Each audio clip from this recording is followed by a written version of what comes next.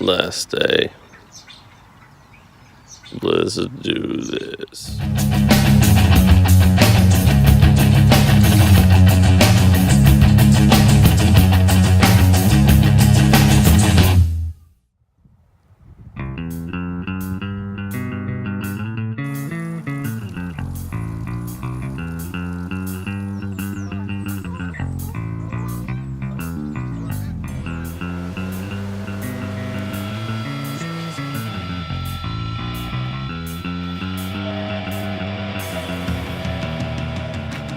Hello, and welcome to the sixth and final installment of my Walking LeJog log, where in this episode I regale you with a pile of walking statistics that can never begin to articulate what an awesome summer I've had. Last I left you, I was in Fort William, about to embark on the Great Glen Way, a beautiful, relatively easy 73-mile trail that I managed to crush in 2.5 days. The Great Glen Way took me along the Caledonian Canal in a series of locks to the lovely city of Inverness, where I intended to spend a rest day to gird my loins in preparation for the last leg of my walk on the not-quite-finished John O'Groats Trail. 150 miles of sometimes tough coastal trail, the John O'Groats Trail is often bypassed by walkers who opt to walk on the much more direct but busy A9 motorway. I fully intended to walk the John O'Groats Trail, but a funny and very common urgent need to finish came upon me towards the end. So it was with reluctance but renewed vigor that I beat my beat feet along the Scottish asphalt and played a dangerous game of Frogger with huge logging trucks. Those last 75 miles, however, were not without virtue. The weather was glorious, warm and sunny with only an occasional shower. The northern villages and towns of Scotland sparkled with colour and life.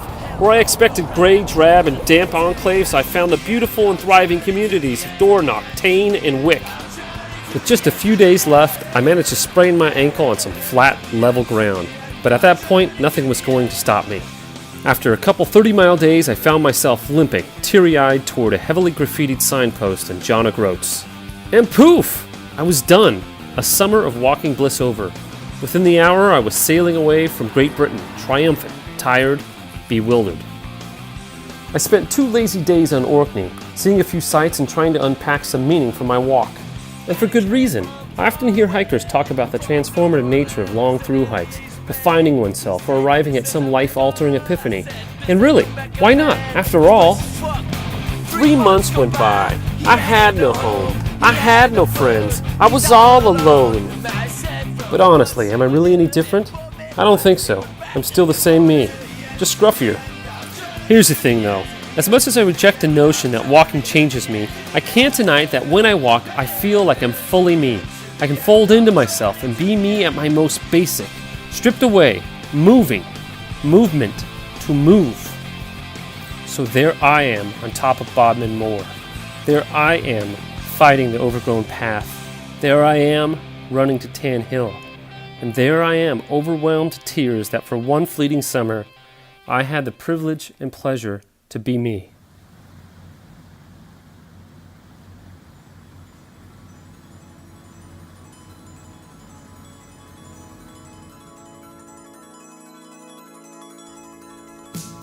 Wait, hold up.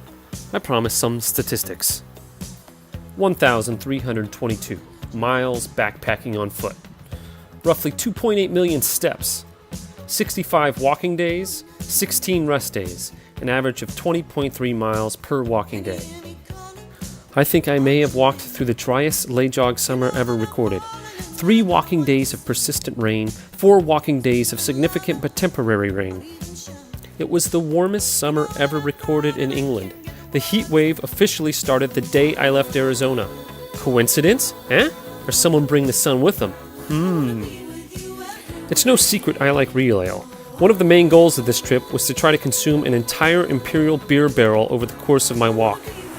Mission accomplished. I consumed 115% of an Imperial beer barrel. That's 331 Imperial pints of real ale or cider. I visited 177 pubs, only one of which was a Wetherspoons, and that was one too many.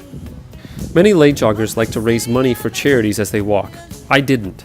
It's an admirable idea, but for me, I wanted to walk because I just wanted to walk. That being said, on my previous walks, I've had friends try to buy me a beer or two as a gesture of support.